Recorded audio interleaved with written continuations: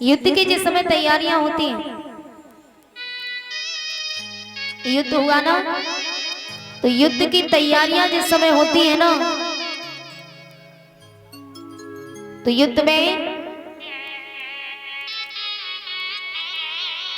एक तरफ कौरव है और एक तरफ पांडव है। तो भगवान ने क्या किया, भगवान के साथ में भगवान की सेना है, द्वारका की सेना, और द्वारका की सेना भगवान के साथ में है। तो भगवान ने एक तरफ कौरव खड़े हैं और एक तरफ पांडव खड़े हैं।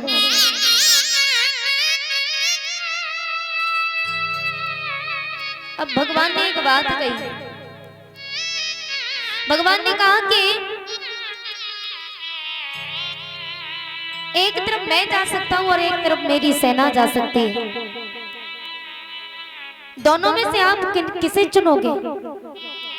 जो मेरी सेना लेगा वो मुझे नहीं लेगा, और जो मुझे लेगा वो मेरी सेना को नहीं लेगा। लेकिन मेरी एक प्रतिज्ञा है, मैं एक प्रतिज्ञा करता हूं, और मेरी प्रतिज्ञा वो है कि हम पूरे युद्ध में अस्त्र को नहीं उठाएंगे। देखिए बड़ी सुंदर कथा है ये, ध्यान से सुनना, बड़ा आनंद आता है इस कथा में, लेकिन सुनना ध्यान से। भगवान ने प्रतिज्ञा ली थी कि मैं ये प्रतिज्ञा करता हूं, एक तरफ मेरी सेना होगी और एक तरफ मैं होऊंगा, लेकिन मेरी प्रतिज्ञा सिर्फ ये है कि पूरे युद्ध में मैं हाथों में अस्त्र नहीं उठाऊंगा। दुर्योधन ने कहा तो फिर फायदा क्या है, द्वारका से ऐसे ही चले आए आरती उतरवाने के लिए, जो लोग तुम्हारी आरती उतारे हों जय जगदीश हरे। बोले जब हाथ में अस्त्र नहीं उठाओगे, युद्ध करोगे तो क्या फायदा। तो दुर्योधन बड़ा चालाक बन रहा था, तो दुर्योधन ने कहा बोले हम तुम्हें नहीं लेंगे, हम तुम्हारी सेना को लेंगे। लेकिन उसकी चतुराई उसी को धोखा दे गई। दुर्योधन ने भगवान की सेना को ले लिया, एक तरफ भगवान की सेना है, एक तरफ भगवान श्री कृष्ण। भगवान श्री कृष्ण को किसने लिया? पांचों पांडवों ने। तो भगवान पांडवों की तरफ है।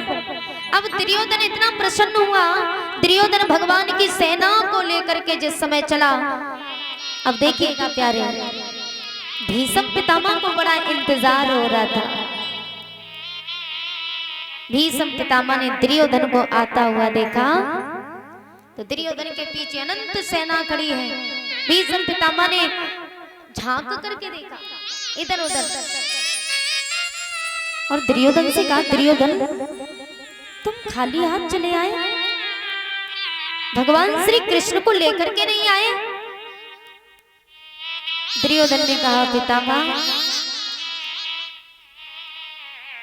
बोले हम उस छलिया का क्या करते हैं, इससे तो अच्छी हमारी ये सेना है।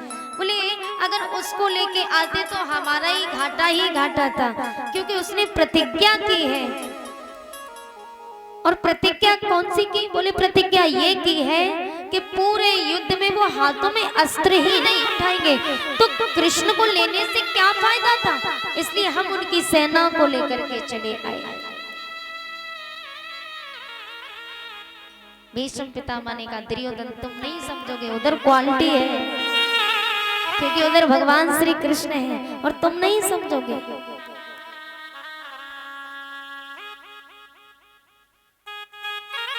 यही तो फर्क होता है वैल्यू में और क्वालिटी में। अब दुर्योधन पहचान ही नहीं पाया कि क्या क्वालिटी क्या है, क्वालिटी को छोड़ दिया, सेना को लेके चला आया। भीष्म पितामह ने सुना, दुर्योधन ने कहा था ना कि कृष्ण ने प्रतिज्ञा ली कि वो पूरे युद्ध में हाथों में अस्त्र नहीं उठाएंगे, तो भीष्म पितामह ने भी कह दिया। भीष्म पितामह कहने लगे अच्छा अगर कृष्ण की ये प्रतिज्ञा है तो मैं भी ये प्रण करता हूं, मैं शांतनु पुत्र गंगा पुत्र भीष्म में ये प्रण करता हूं, वासुदेव कर चक्र ना धरे। भीष्म पितामह प्रण ले रहे हैं। कौन सा प्रण? क्योंकि भगवान ने प्रण लिया है ना कि मैं युद्ध में अस्त्र हाथों में नहीं उठाऊंगा। तो भीष्म पितामह ने भी कह दिया कि मेरा भी ये प्रण है, मैं भी एक प्रतिज्ञा करता हूं। वासुदेव कर चक्र ना धरे, तुमको मुख ना दिखाऊं। भीष्म पितामह कह रहे हैं लानत है मेरी गंगा जननी, मैं सांतुन सुत ना कहा। भीष्म पितामह ने भी एक प्रतिज्ञा कर ली। कौन सी? कि कृष्ण ने प्रतिज्ञा की है कि मैं पूरे युद्ध में हाथों में अस्त्र नहीं उठाऊंगा। और मैं गंगा पुत्र भीष्म, मैं ये प्रतिज्ञा करता हूं कि मैंने भी युद्ध में कृष्ण को अस्त्र उठाने पर मजबूर ना कर दिया तो मैं गंगा पुत्र शांतनु पुत्र ना कहलाऊं। ये मेरा प्रण है। अब देखिए भक्त में और भगवान में जीत किसकी होती है ये आगे सुनिए। बड़ा आनंदमयी कथा है ये। प्रण दोनों ने किया, भगवान ने भी और भक्त ने भी। भगवान ने प्रण किया मैं अस्त्र हाथों में नहीं उठाऊंगा, और भक्त ने प्रण किया है कि मैं अस्त्र उठवा के रहूंगा। ये भीष्म पितामह ने प्रण किया। युद्ध होना प्रारंभ हुआ, ऐलान हो गया युद्ध का। और जब युद्ध होना प्रारंभ होता है ना तो युद्ध होने लगा। अब भीष्म पितामह खड़े हैं चुपचाप ऐसे हाथ दबाए, बगल में हाथ दबाए भीष्म पितामह चुपचाप खड़े हैं और युद्ध हो रहा है। दुर्योधन युद्ध कर रहा है, युद्ध में लड़ रहा है।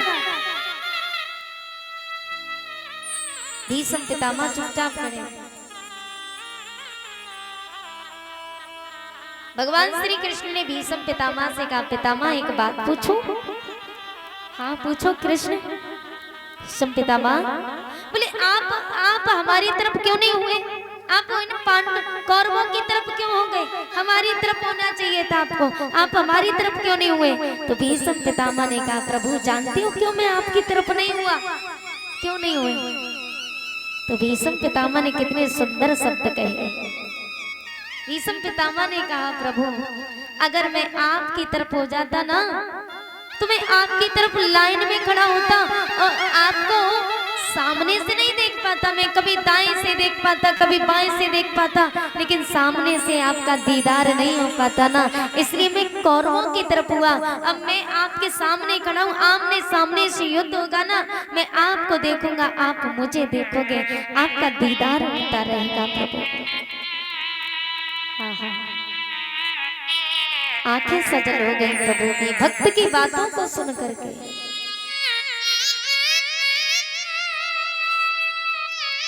भीष्म पितामह कह रहे हैं प्रभु मैं देख रहा हूं कि आप कैसे रथ को एकदम से तेज रफ्तार से इधर ले जाते फिर इधर से उधर ले जाते, मैं ये देखना चाहता हूं। मैं आपका ये सुंदर चेहरा अपने सामने ही रखना चाहता हूं, ये मेरी इच्छा है। आज प्रभु इधर दुर्योधन ने देखा, दुर्योधन देख रहा है भीष्म पितामह को, और दुर्योधन ने भीष्म पितामह से कहा बाबा आप यूं ही खड़े हो,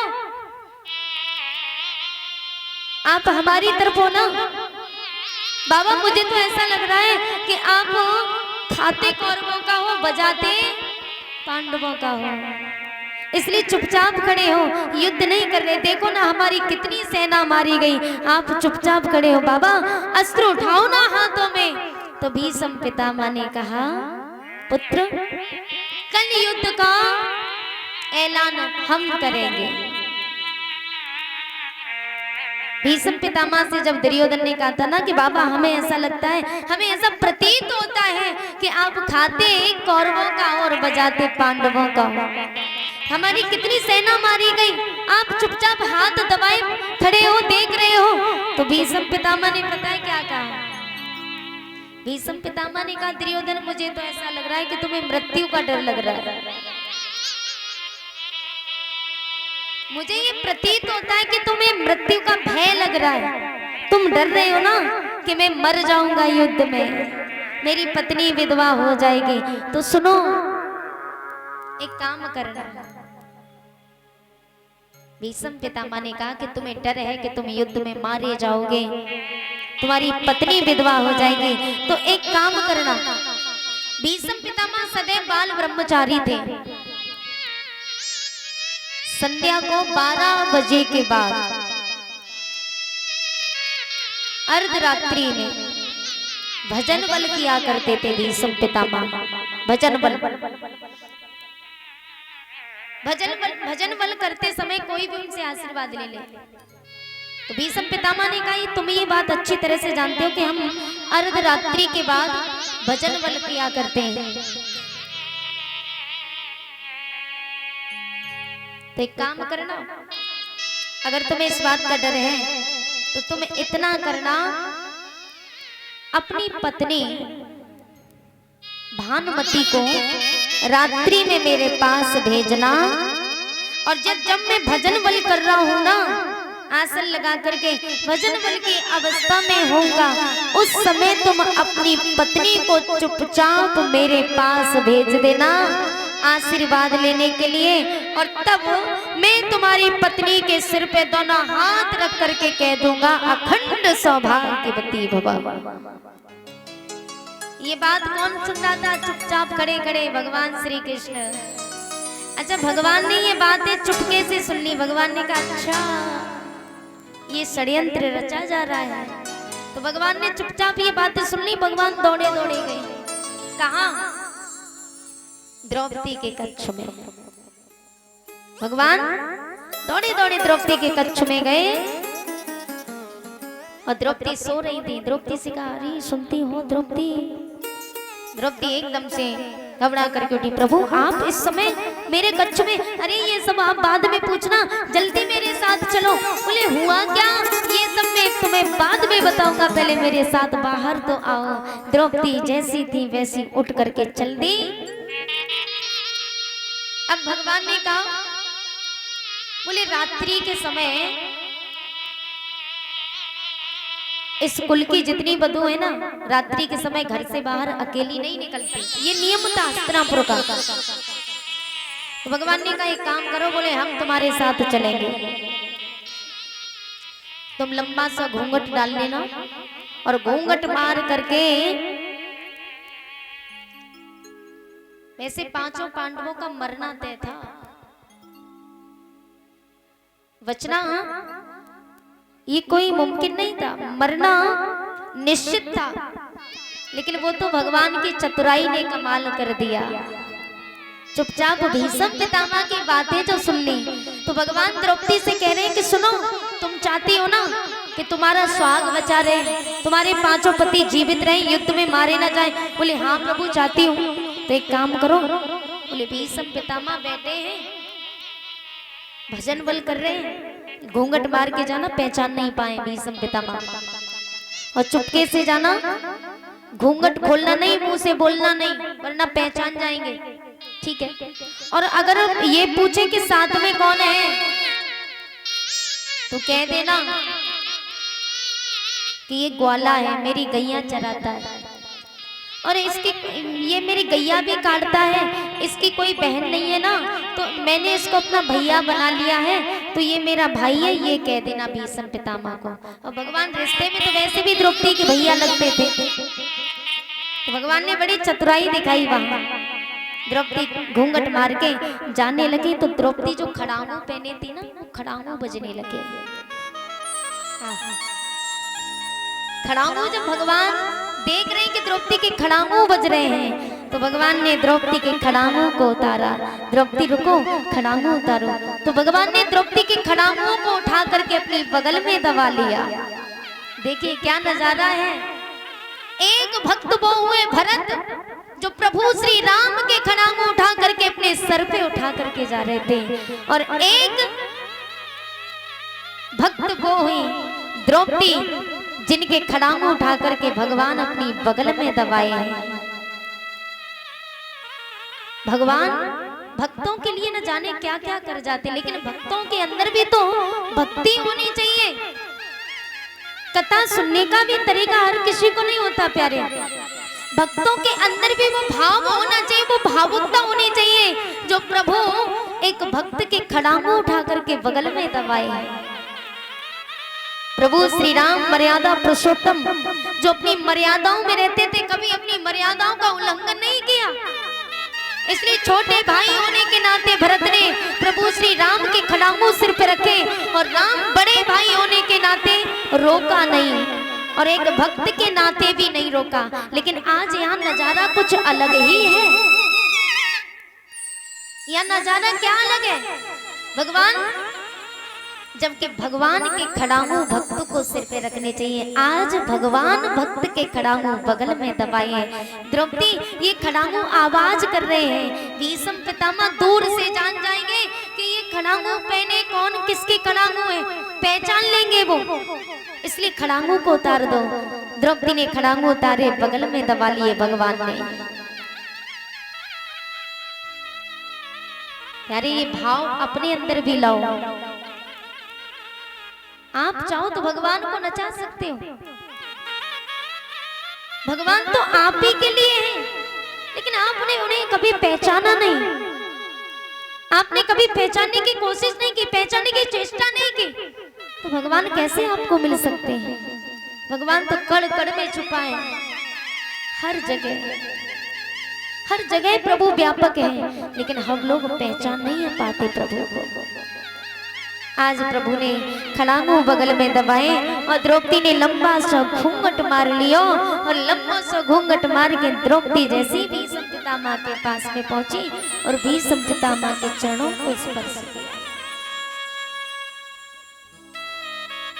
भीष्म पितामह ने कहा, भानुमति आ गई तुम? अब भीष्म पितामह तो यही समझ रहे थे कि हमने तो दुर्योधन से कहा था कि अपनी पत्नी भानुमति को रात्रि में हमारे पास भेजना, हम दोनों हाथ सर पर रख के अखंड सौभाग्यवती होने का वरदान दे देंगे जो युद्ध में तुम्हारी मौत ही नहीं होगी। भीष्म पितामह ने तो यही समझा कि भानुमति आई है, तो भीष्म पितामह ने कहा, भानुमति आ गई तुम? भीष्म पितामह ने द्रौपदी ने जैसे चरणों को स्पर्श किया और भीष्म पितामह ने दोनों हाथ द्रौपदी के सिर पर रख दिए और वरदान दे दिया, अखंड सौभाग्यवती भव, अखंड सौभाग्यवती भव होने का वरदान दे दिया। और जो वरदान दिया, अब भगवान कह रहे जल्दी आ जाओ, भगवान द्रौपदी को इशारा करें जल्दी आओ, कोई पहचानने नहीं, वरदान तो मिल ही गया, चलो जल्दी। लेकिन द्रौपदी से रहा नहीं गया। द्रौपदी ने कहा भीष्म पितामह को बताएंगे जरूर। द्रौपदी ने जो घूंघट हटाया और भीष्म पितामह से कहा, बाबा आप हमें वरदान दे रहे हो अखंड सौभाग्यवती भव, और कल आप ही धनुष बाण उठा करके आप ही हमारे पति को मारोगे, ये कहना चाहा द्रौपदी ने। लेकिन तब तक प्रभु ने इशारा कर दिया, द्रौपदी क्या करने जा रही हो, चलो यहाँ से जल्दी। तो द्रौपदी जैसे ही जाने लगी तो भीष्म पितामह को थोड़ा शक हुआ, बोले भानुमति तो नहीं लग रही। तो भीष्म पितामह ने आवाज लगाई, बोले ठहरो, कौन हो तुम? अब भगवान कह रहे नहीं नहीं बोलना नहीं, बोलना नहीं। अब द्रौपदी ने कहा, बोले द्रौपदी तुतला करके बोलती है, थोड़ी आवाज चेंज करके, बोले मैं भानुमति। बोले तुम्हारी आवाज को क्या हुआ? बोले कुछ नहीं। अच्छा ये बताओ तुम्हारी ये साथ कौन है? अब भगवान ने भेष कैसा धारण किया था? भगवान ग्वाला बन करके गए थे भीष्म पितामह का ही पहचान करने। भगवान ने एक लंबा चौड़ा सा स्वापा सर पे बांधा और धोती पहनी, हाथ में लाठी पकड़े हैं भगवान, बांसुरी को छुपा लिया, मोर पंख जो था वो स्वापे में दब गया और चेहरे से ना पहचानने इसलिए भगवान ने लंबी लंबी दाढ़ी को लपटे लिया और ग्वाला बन करके गए थे। तो भीष्म पितामह ने कहा तुम्हारे साथ कौन है? द्रौपदी ने कहा ये ग्वाला है, मेरी गैया चराता है, मेरी गाय दूता है। बोले इसकी कोई बहन नहीं थी तो मैंने इसको भैया बना लिया।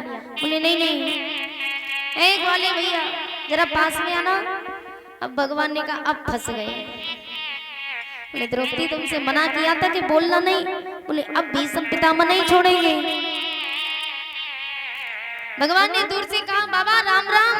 बोले राम राम करेंगे बाद में, पास से आकर के राम राम करो। अब भगवान जा रहे हैं, धीरे धीरे पांव रख रहे हैं।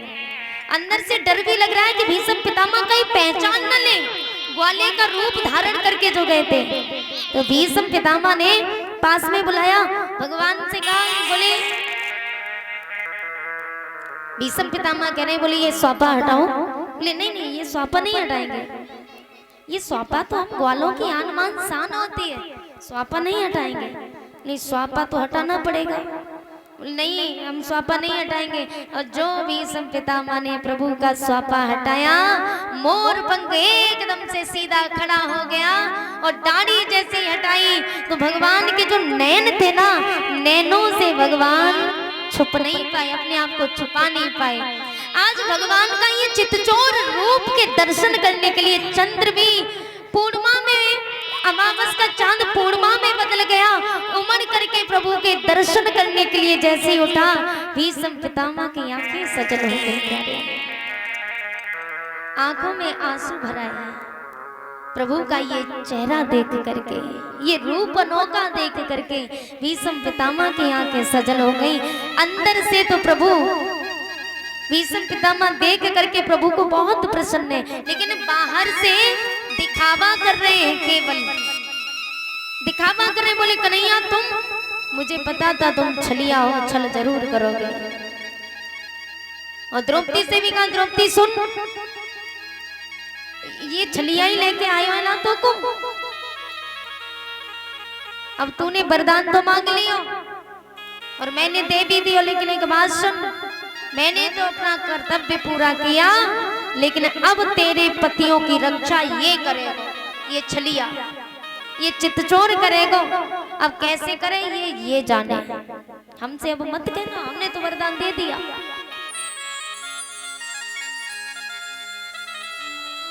आज द्रौपदी वहां से चली गई। और सच पूछिए तो भीष्म पितामह द्रौपदी को ही ये वरदान देना चाह रहे थे हृदय से। ये प्रभु की लीला है ना, तो प्रभु की लीला कभी अमिट नहीं हो सकती। भगवान को दूसरे दिन द्रौपदी भोजन करा रही। द्रौपदी ने कहा भैया मेरा ये प्रण है, आप युद्ध में तो जा रहे हो, लेकिन जब दुशासन ने द्रौपदी के जब बाल खींच करके जब सभा में लाया था ना, भरी सभा में निर्वस्त्र कर रहा था, साड़ी उतार रहा था, उस समय द्रौपदी ने एक प्रण किया था। और वो प्रण ये किया कि मैं तब तक अपने बाल नहीं धोऊंगी जब तक दुशासन के खून से, रक्त से मैं अपने केसों को न धो लूं। ये प्रण किया था। दूसरा दिन हुआ तो दूसरे दिन भीष्म पितामह ने कहा था ना कि अगले दिन मैं प्रतिज्ञा करूंगा, मैं ऐलान करूंगा युद्ध की। तो दूसरे दिन भीष्म पितामह 4 बजे उठ गए, युद्ध की तैयारियां कर रहे हैं, घोड़ों को नहला रहे हैं, तलवार की धार को पहना रहे भीष्म पितामह। और जब सूर्य की पहली किरण निकली तो सूर्य की पहली किरण निकलते ही भीष्म पितामह ने धनुष बाण हाथ में उठा लिया। युद्ध होना प्रारंभ जिस समय हुआ, धनुष बाण उठा करके भीष्म पितामह ने मात्र एक बाण छोड़ा। एक बाण छोड़ा है ना, तो एक बाण जैसे ही ऊपर की ओर छोड़ा तो एक बाण में से अनेकों बाण निकले हैं। और अनेकों बाण, जितनी भी सेना थी ना प्रभु की, सारी सेना मारी गई। पांडवों की जितनी सेना थी मारी गई। अब तो अर्जुन ने देखा, बोले हमारी सेना भी मारी गई। अर्जुन घबरा गए। प्रभु ने हाथ रखा, पार्थ घबराने की कोई जरूरत नहीं, जिसके पास भगवान हो ना, उसके जीवन में तो कभी हार हो ही नहीं सकती। भीष्म पितामह ने एक चक्रव्यूह का निर्माण किया, चक्रव्यूह का निर्माण किया, और उस चक्रव्यूह का निर्माण जैसे किया तो उस चक्रव्यूह में अर्जुन फंस जाते हैं। अर्जुन जैसे ही फंसे और धनुष बाण लेकर के निशाना जैसे ही अर्जुन पे किया, अर्जुन को मारने के लिए, तो भगवान ने कहा अब क्या होगा? बोले हमने प्रतिज्ञा की है, बोले हम अस्त्र हाथ में नहीं उठाएंगे। भीष्म पितामह ने भी कैसा गजब चक्रव्यूह रचा है। उन्होंने प्रण किया था ना कि मैं गंगा पुत्र ना कहूं अगर कृष्ण को अस्त्र उठाने पर मजबूर ना किया तो। और लेकिन भगवान ने भी प्रतिज्ञा की कि मैं अस्त्र नहीं उठाऊंगा। लेकिन भीष्म पितामह ने जो चक्रव्यूह का निर्माण किया, चक्रव्यूह में अर्जुन फंसे और अर्जुन पर धनुष बाण लेकर के जैसे ही निशाना बनाया, अब तो भगवान घबराने लगे। भगवान ने कहा अब क्या होगा? अर्जुन पर बाण छोड़ने ही वाले थे, तब तक भगवान श्री कृष्ण ने रथ का पहिया हाथ में जो उठाया तो एकदम से आकाश से बिजली कड़कने लगी, अंबर से जोर जोर से बिजली कड़कने लगी।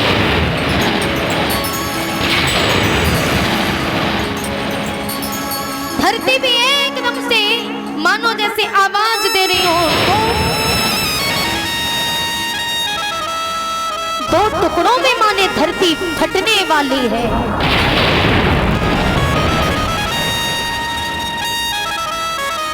क्योंकि प्यारे कहा है, प्रभु पहले तो प्रतिज्ञा करते नहीं है, और भगवान की प्रतिज्ञा ऐसी प्रतिज्ञा होती है, मनुष्य की प्रतिज्ञा टूट सकती है लेकिन भगवान की प्रतिज्ञा कभी टूटती नहीं है। जिस दिन भगवान की प्रतिज्ञा टूट गई उस दिन पृथ्वी के टुकड़े टुकड़े हो जाएंगे। ये पृथ्वी फट जाएगी जिस दिन प्रभु की प्रतिज्ञा टूट गई। लेकिन आज क्या हो रहा है? आज वही हो रहा है, भगवान की प्रतिज्ञा टूटने वाली है। भगवान जो रथ का पहिया उठाने के लिए हुए तो आकाश में जोर जोर से बिजली कड़कने लगी, धरती उफान उठाने लगी जैसे मानो फटने वाली है। उसी समय भगवान का जो पीतांबर था ना, भगवान का पीतांबर धरती पर गिरा और धरती को शांत कर रहा है। अरे धरती थोड़ी देर रुक जा, आज मेरे भक्त के प्राण संकट में है। बात आज एक भक्त के ऊपर बात आई है तो आज तो तुझे शांत होना पड़ेगा। पीतांबर माता धरती को समझा रहा है। माँ धरती शांत हो गई और जो भगवान ने रथ का पहिया हाथ में उठाया उसी क्षण भीष्म पितामह ने धनुष की डोर जो खींचे हुए थे ना, ताने हुए, भीष्म पितामह जो निशाना अर्जुन पे किए थे ना, डोर को खींचे हुए थे, और जो भगवान ने पहिया हाथ में उठाया तो भीष्म पितामह ने डोरी ढीली की, धनुष बाण को जमीन पर डाल दिया और जोर जोर से हंसने लगे, ताली बजा करके कहने लगे, अरे भैया देखो देखो, ये है द्वारकाधीश कृष्ण जिसने प्रतिज्ञा की थी कि मैं पूरे युद्ध में अस्त्र हाथों में नहीं उठाऊंगा। आज देखो कृष्ण को अस्त्र उठाए खड़े हैं। भगवान से कह रहे हैं भीष्म पितामह, कृष्ण तुमने प्रतिज्ञा की थी ना कि मैं पूरे युद्ध में अस्त्र नहीं उठाऊंगा, आज तुमने अस्त्र उठा लिया। तो भगवान श्री कृष्ण मुस्कुरा रहे हैं। जानते हो क्यों? भगवान ने कहा, भीष्म पितामह अगर मैं आज अस्त्र नहीं उठाता तो तुमने भी तो एक प्रतिज्ञा की थी। जानते हो कौन सी प्रतिज्ञा? वासुदेव कर चक्र ना धरे, तुमको मुख ना दिखाऊं। तुमने ये प्रतिज्ञा की कि अगर मैंने अस्त्र हाथ में नहीं उठाया युद्ध में तो तुम मुझे अपना मुंह नहीं दिखाओगे। मृत्यु के समय तुम उल्टे धरती पर आओगे, धरती की तरफ तुम्हारा मुंह होगा, उल्टे होगे, और अब मरते समय तुम अपना मुंह किसी को नहीं दिखाओगे। लेकिन तुमने एक वरदान और मांगा था, और वो कौन सा वरदान मांगा था? भीष्म पितामह ने कहा प्रभु जब मेरे प्राण तन से निकले उस समय दर्शन आपके हो। और इधर आपने प्रतिज्ञा भी की थी कि अगर कृष्ण ने अस्त्र ना उठाया तो मैं अपना मुंह किसी को नहीं दिखाऊंगा, ऐसी मृत्यु मरूंगा। और तुमने वरदान भी मांगा था, इसलिए मुझे अस्त्र उठाना पड़ा। प्रबल प्रेम के पाले पड़ प्रभु को नियम बदलते देखा, अपना मान भले टल जाए पर भक्त का मान न टलते दे।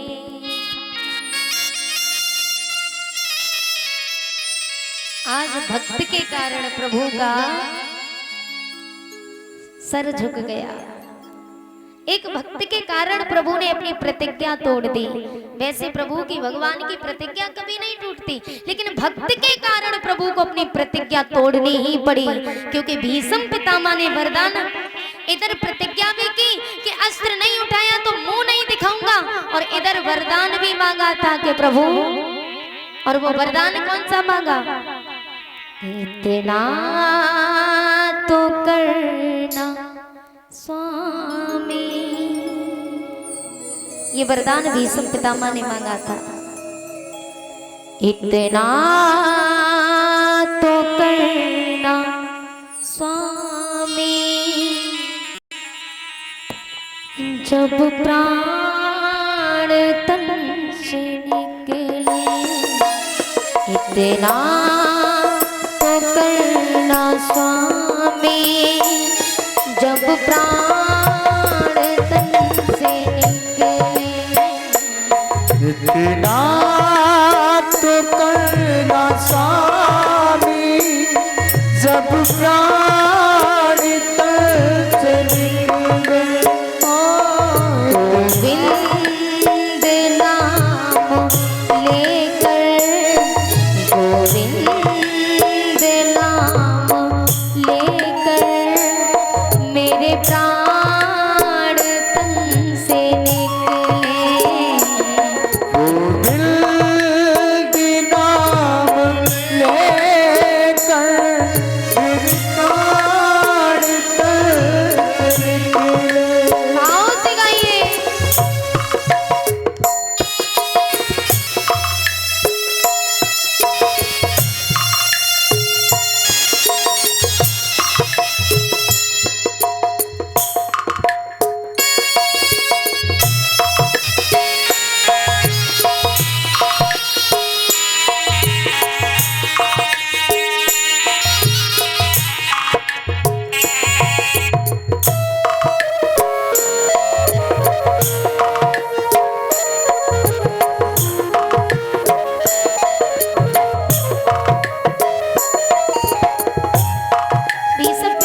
वरदान मांगा था, श्री गंगा जी का तट हो, यमुना का बंसी बट हो। श्री गंगा जी का तट हो, यमुना का बंसी बट हो। श्री गंगा जी का तट हो, यमुना का बंसी बट हो। श्री गंगा जी का तट हो, यमुना का बंसी बट हो। मेरा सांवरा निकट हो। वरदान मांगा था कि प्रभु मेरा सांवरा निकट हो, जब प्राण तन से निकले। मेरा सांवरा निकट हो, जब प्राण तन से निकले।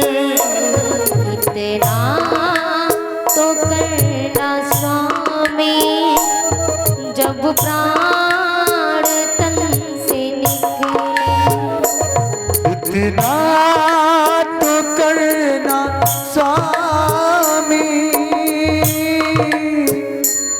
जब प्राण तन से निकले।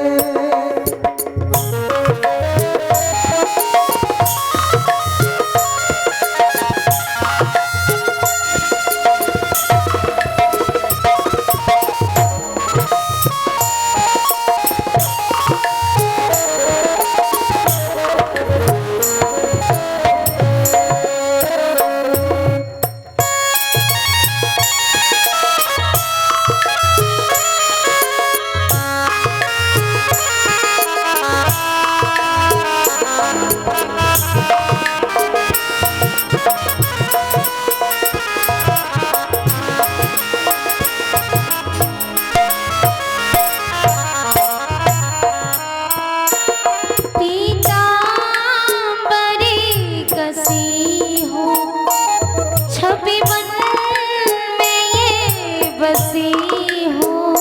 पीतांबरी कसी हो, छविमल में ये बसी हो।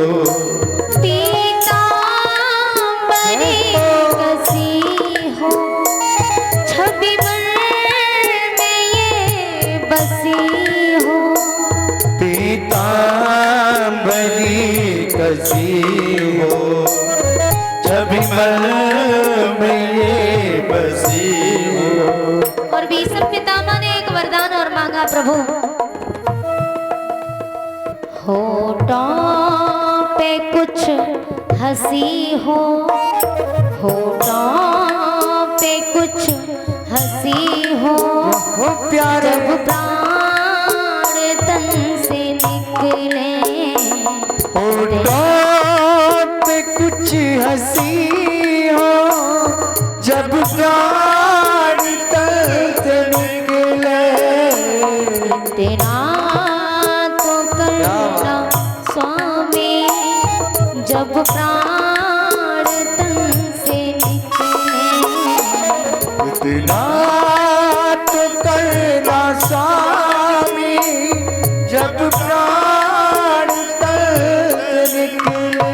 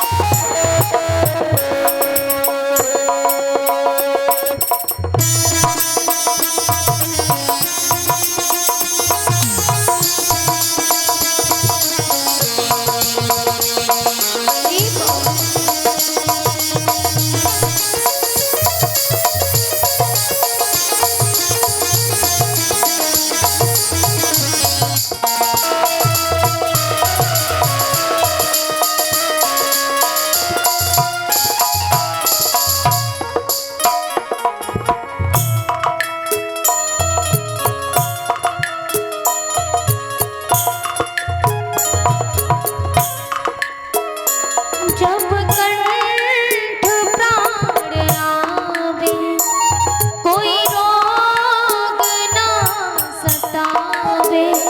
जब कंठ प्राण आवे, कोई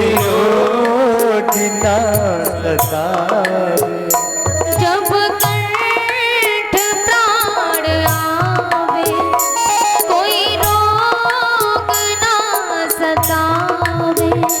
जब कंठ प्राण आवे, कोई रोग ना सतावे। यमुतर्सना दिखावे।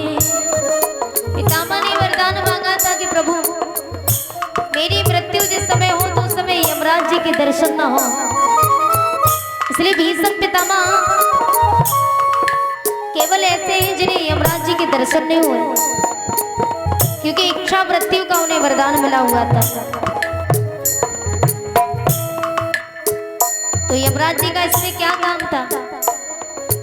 हर व्यक्ति की मृत्यु होती है, जिस समय लिख दी उस समय, लेकिन भीष्म पितामह का कोई समय ही नहीं था, कोई पता नहीं था। जीवन में उन्हें कोई मारने वाला नहीं था, जब उनकी इच्छा होती तभी वो मरते। इसलिए भीष्म पितामह ने कहा, प्रभु जब कंठ प्राण आवे कोई रोग ना सतावे, जब कंठ प्राण आवे कोई रोग ना सतावे, यम दर्श ना दिखावे, यम दर्श ना दिखावे, जब प्राण तन से निकले इतना तो करना स्वामी, जब प्राण तन से निकले इतना तो करना स्वामी, जब प्राण तन से निकले, गोविंद नाम लेकर मेरे प्राण तन से निकले, गोविंद नाम लेकर जब प्राण तन से निकले, मेरे प्यारे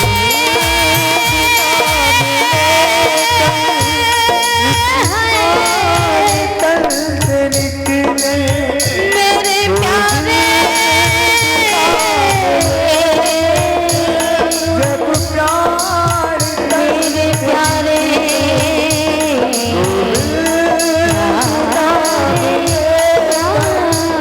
जब प्राण तन से निकले।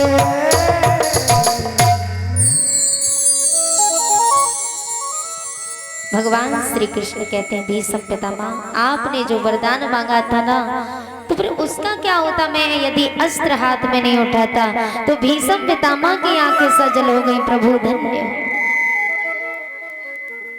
युद्ध हुआ, युद्ध में भीष्म पितामह अर्जुन भीष्म पितामह के बाण मारते, इतने बाण लगे हुए शरीर में, सारा शरीर लहू लुहान हो जाता है, रक्त की धार बहने लगी। भीष्म पितामह जमीन पर गिर जाते हैं,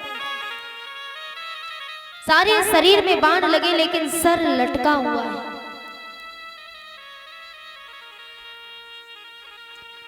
इधर युद्ध में दुशासन की मृत्यु होती है। दुशासन के रक्त से द्रौपदी के बाण धुले गए। युद्ध हुआ, युद्ध में भीमसेन ने अपनी गदा से दुर्योधन की जंगा तोड़ दी। ये नजारा अश्वत्थामा देख रहा था, तो अश्वत्थामा ने प्रण किया कि तुमने मेरे गुरु भाई की जंगा तोड़ी है, इसलिए मैं भी ये प्रण करता हूं कि मैं पांचों पांडवों का वंश आगे बढ़ने नहीं दूंगा। अश्वत्थामा हाथ में तलवार लेकर के चला, द्रौपदी के पांचों पुत्रों का शीश धड़ से अलग कर दिया। द्रौपदी चीखने लगी, प्रभु एक बार मैं उस दुष्ट का, उस नीच पापी का चेहरा देखना चाहती हूँ। आखिर वो कौन है जिसने मेरे पुत्र को मारा और मेरे पुत्रों को मारते हुए उसके हाथ भी नहीं कांपे। भगवान श्री कृष्ण अर्जुन को साथ में लेकर के अश्वत्थामा के समीप पहुंचे। अश्वत्थामा ने देखा कि प्रभु श्री कृष्ण आ रहे हैं, अब हमारे प्राण बचना नामुमकिन है, अब हमारे प्राण नहीं बचेंगे। तो अश्वत्थामा ने अपने प्राणों को बचाने के लिए उसके पास ब्रह्मास्त्र था, ब्रह्मा जी का दिया हुआ उस अस्त्र। अच्छा देखिए, ब्रह्मास्त्र का निर्माण किसने किया? जानते तो सभी हैं कि ब्रह्म अस्त्र क्या होता है, तो ब्रह्मा जी का दिया हुआ अस्त्र होता है। तो ब्रह्म अस्त्र का निर्माण किसने किया? आइए थोड़ा सा ये जानते हैं।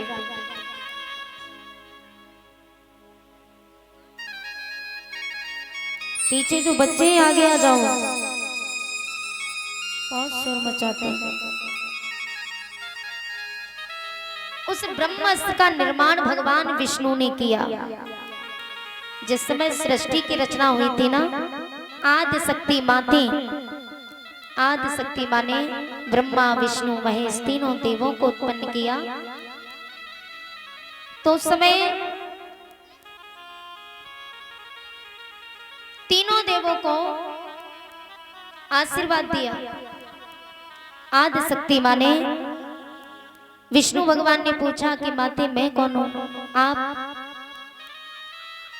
भगवान विष्णु पूछ रहे हैं, ब्रह्मा जी पूछ रहे हैं, भगवान शिव पूछ रहे हैं। तो ब्रह्मा जी ने आदि शक्ति माँ से पूछा कि माते मैं कौन हूं, मैं सृष्टि में क्यों आया?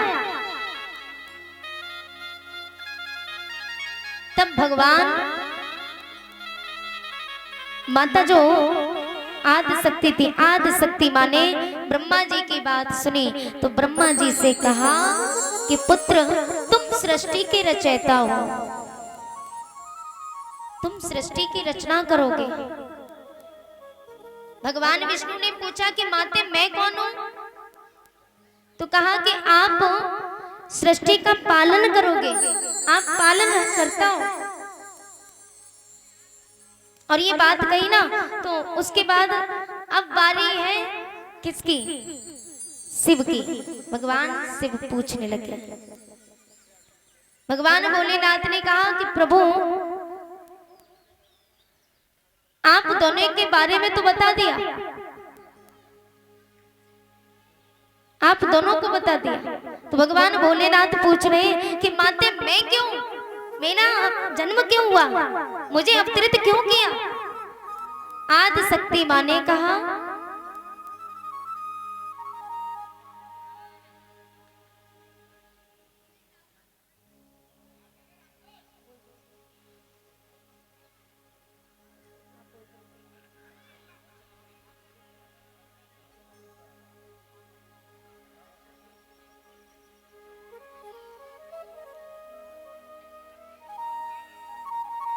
श्री राधा। बहुत सुंदर भाव है ताऊ जी का।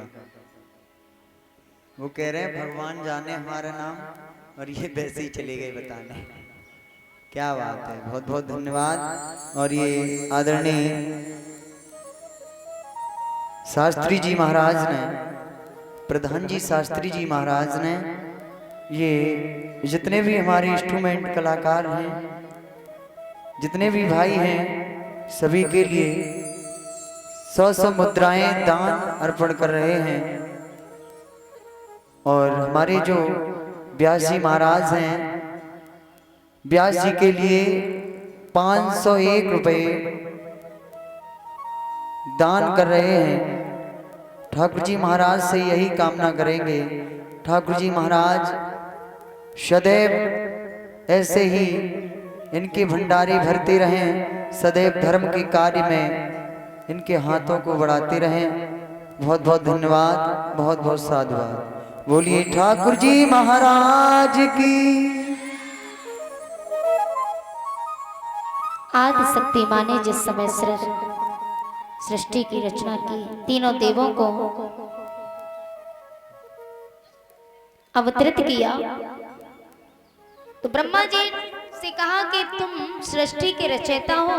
भगवान विष्णु से कहा कि आप सृष्टि के पालन करता हो। और भगवान शिव से कहा कि तुम प्राण हरता हो। तीनों देवों को अपना अपना कार्य बता दिया। अब भगवान विष्णु को भी अस्त्र दे दिया। भगवान विष्णु को अस्त्र दिया और भगवान शिव को भी अस्त्र दे दिया, लेकिन ब्रह्मा जी को अस्त्र नहीं दिया आदि शक्ति माँ ने। तो ब्रह्मा जी ने कहा माते हम तीनों आपके पुत्र हैं, ये तो हमारे साथ नाइंसाफी है। आपने दोनों को अस्त्र दिए उनकी रक्षा के लिए, लेकिन मुझे मेरा अस्त्र क्यों नहीं दिया?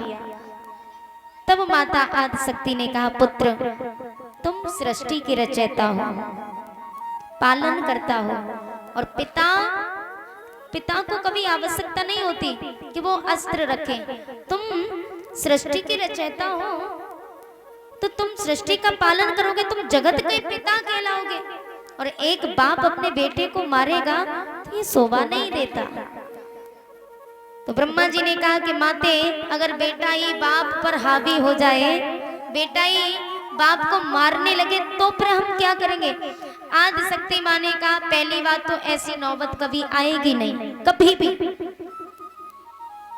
लेकिन फिर भी अगर तुम्हें डर है तो तुम्हारे लिए अस्त्र का निर्माण विष्णु करेंगे और वही अस्त्र कहलाएगा ब्रह्म अस्त्र।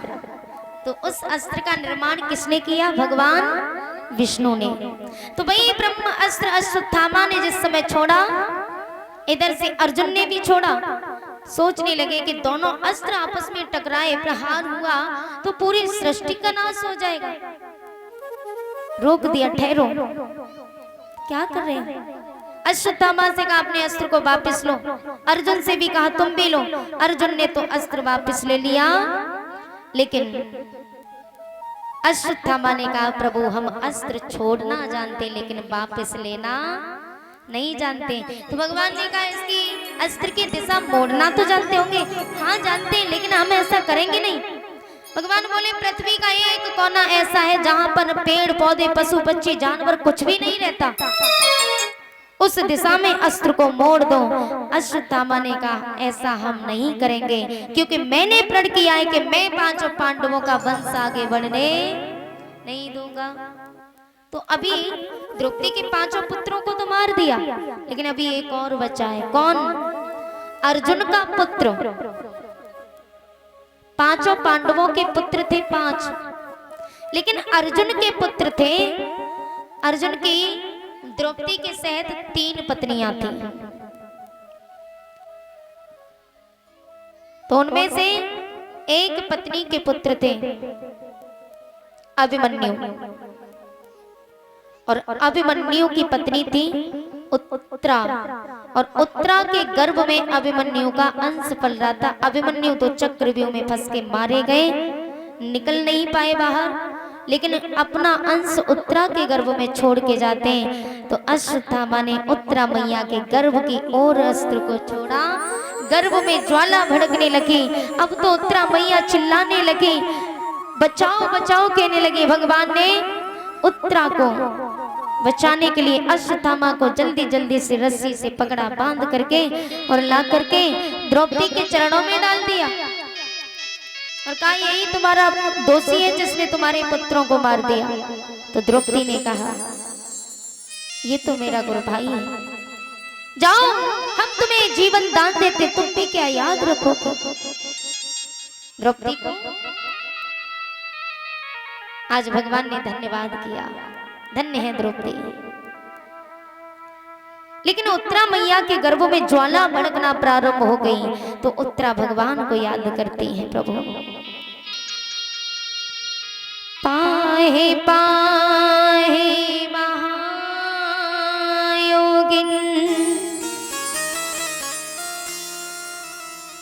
देव देव जगत पते मान्यम कर भयम वस्त्रे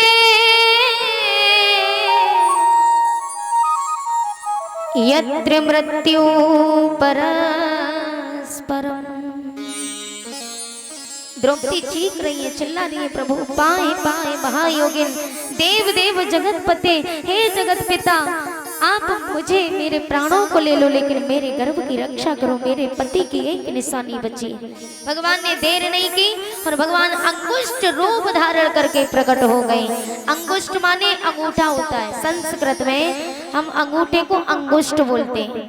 अंगुष्ठ रूप धारण करके प्रभु प्रकट हुए, उत्तरा मैया के गर्भ में प्रवेश करते और गर्भ में जाकर के शिशु की रक्षा की। बोलिए बाल कृष्ण भगवान की। उत्तरा मैया के गर्भ से पुत्र का जन्म होता है, उसी पुत्र का नाम परीक्षित पड़ा। अब भगवान श्री कृष्ण संध्या के समय भोजन पानी करके विश्राम करते हैं, तो बड़े भैया युधिष्ठिर रो रहे हैं। बड़े भैया युधिष्ठिर रोने लगे तो भगवान श्री कृष्ण कहने लगे बड़े भैया क्यों रो रहे हो? युधिष्ठिर ने कहा ये जो हुआ ना ये सब अच्छा नहीं हुआ, ये नहीं होना चाहिए था। भगवान ने कहा चिंता न करो, जो होता है वो अच्छे के लिए होता है। भगवान कभी किसी के साथ बुरा थोड़ा ही करते। माताएं रोती हैं छाती पीट पीट करके, हाँ ये हो गया वो हो गया। घर में कुछ अच्छा हो जाए तो सीना ठोक के कहेंगे मैंने किया है। कोई तारीफ कर दे भोजन की भी कि भोजन आज बहुत अच्छा बना, तो माताएं कहती हैं मैंने बनाया। और घर में अगर किसी की मृत्यु हो जाए तो रो रो करके कहते हैं कि भगवान तूने बहुत बुरा किया। माने जो अच्छा हो वो मैंने किया और बुरा हो वो भगवान तूने बहुत बुरा किया। तो भगवान हमारे आपके शत्रु थोड़े ही हैं, भगवान हमारे आपके दुश्मन थोड़े ही हैं।